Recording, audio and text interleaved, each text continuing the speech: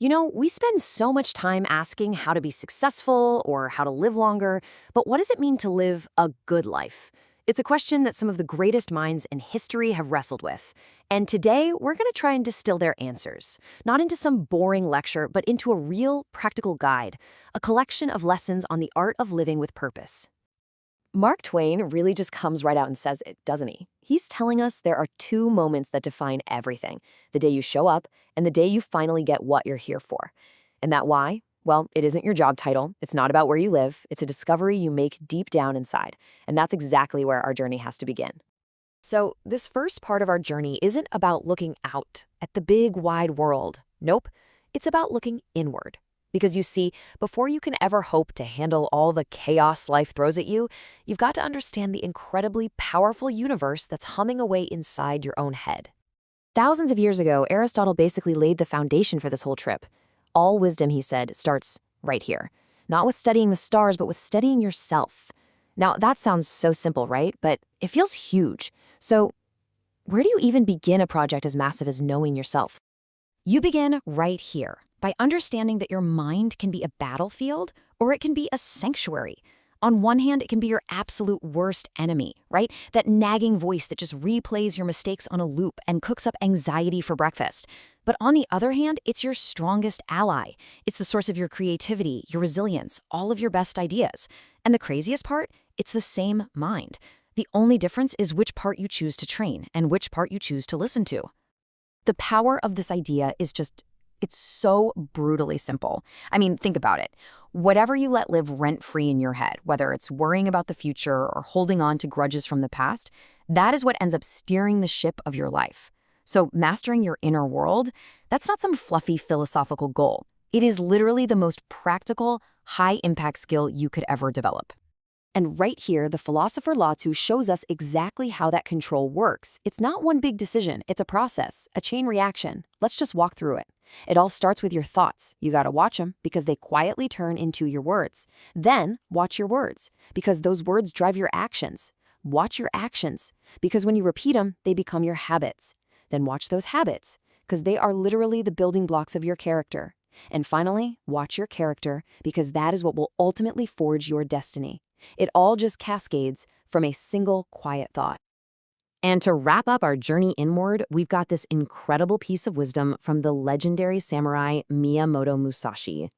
Think lightly of yourself and deeply of the world. Now, this isn't about beating yourself up or having a low self-esteem, not at all. It's about turning down the volume on your ego's constant chatter so you can finally hear everything else. Once you stop being the main character in your own head, you can start to truly see and understand the world of other people. All right, so after doing some work on our inner world, it's time to turn our focus outward.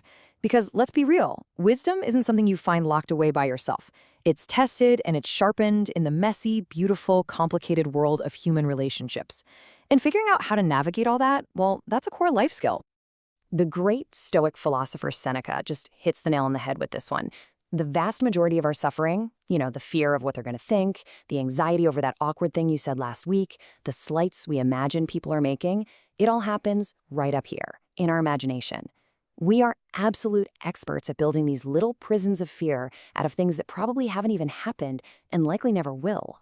So, if our minds love to exaggerate, how do we actually deal with the real world with some clarity?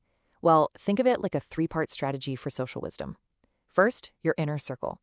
The people around you either inspire you or they drain you. There is no middle ground, so pick them wisely. Second, save your energy. Don't get dragged into pointless arguments. You just waste your breath and you might end up looking as foolish as the person you're arguing with. And third, protect yourself. Your problems are heavy. Only share them with people who are actually strong enough and kind enough to help you carry them. And this principle, this ties it all together beautifully. How you treat people isn't about judging their character, it's a constant demonstration of your character. Showing respect, even when someone isn't giving it back, that's not weakness. It is the ultimate sign of self-control. It means your actions are being guided by your own values, not just triggered by somebody else's bad behavior. Look, no matter how well you manage your mind or your relationships, life will test you. Storms are going to come. Adversity, failure, pain. These aren't just risks you can try to avoid. They are certainties you have to prepare for. And it's in these moments that real wisdom is forged. The question isn't if the storm is going to hit, but how you're going to stand when it does. Okay, the very first step is to see pain differently. We're wired to see it as an enemy, right? A punishment we have to get through. But its real purpose is to be a teacher. It shows us where we're weak, what we really care about, and what parts of us need to heal. The goal isn't a life without pain. That's a fantasy. The goal is to learn from it, to turn your wounds into wisdom. And what about failure? This simple metaphor is honestly one of the most powerful mindset shifts you can ever make. A bruise hurts, yeah. It's visible. It tells you where you took a hit. But it heals. It fades. A tattoo, though, that's a permanent mark. And we so often treat our failures like tattoos, letting them define who we are forever, when really they're just bruises from being in the game. They're proof that you tried. They are part of the process. They are never the end of the story. So how do we face these storms? With courage. But what even is courage? Mark Twain breaks it down for us perfectly here. It is not the absence of fear. A life without fear isn't brave. It's just boring. Courage is, first, the resistance to fear, making that choice not to let it paralyze you. And then it becomes the mastery of fear, the ability to feel it, acknowledge it, and then do the right thing anyway. It's a muscle you build, not some magical quality you're just born with. And hey, if you're in the middle of your own storm right now and you ever doubt your ability to get through it, I want you to just remember this one simple number, 100%. That is your current survival rate for every single bad day, every crisis, every heartbreak you have ever faced. You have a perfect, unbroken record of making it through. And that's not just some inspirational quote, that is a statistical fact. You're so much more resilient than your fear ever gives you credit for. So we've looked inward, we've looked outward, and we've looked at how to get through the storm.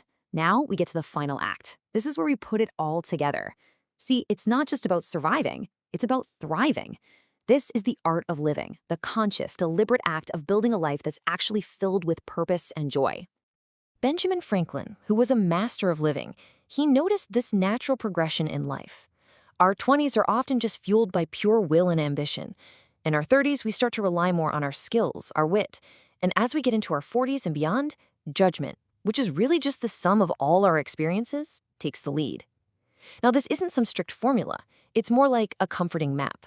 It reminds us to be patient with ourselves and to appreciate the strengths of whatever season of life we're in right now.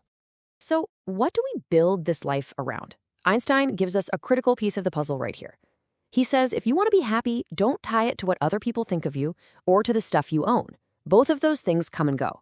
Instead, tie your life to a goal, an internal purpose, a why that you define. That becomes your anchor, and it holds you steady no matter how the winds and tides change around you. And this idea, also from Einstein, just brings our whole exploration full circle. What is wisdom really? It's not a diploma you hang on the wall. It's not a book you finish reading. It's not a destination you finally reach. It's the process. It's the messy, difficult, beautiful, lifelong attempt to understand just a little bit more each day. It's found in the trying, not in the arriving. We've listened to philosophers, samurai, scientists. We've gathered all this wisdom from across the ages.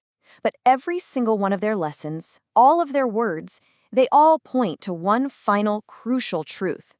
The most important voice isn't theirs, it's yours. This right here, this is the final and most important lesson. You have to understand this. Everyone will try to write your story for you. Your culture, your family, your own fears, they will all try to hand you a script. But wisdom is realizing that the pen has been in your hand this entire time. You are the author. You decide the characters, you decide the plot, and you decide the theme. Never, ever give that power away. And that brings us to the choice that is right in front of you, right now, in this very moment. It's the choice between two simple phrases. One day, that's a fantasy. It lives somewhere off in the future, safe from any action, safe from any failure. But day one, well, that's a declaration. It's a decision. It's the start of a brand new chapter. It's the moment the author picks up the pen. So the only question left is, which one will you choose for your story? Thank you so much for joining me on this exploration of wisdom. If any of these lessons really connected with you and you want to continue the journey, make sure to subscribe and ring that bell so you don't miss our next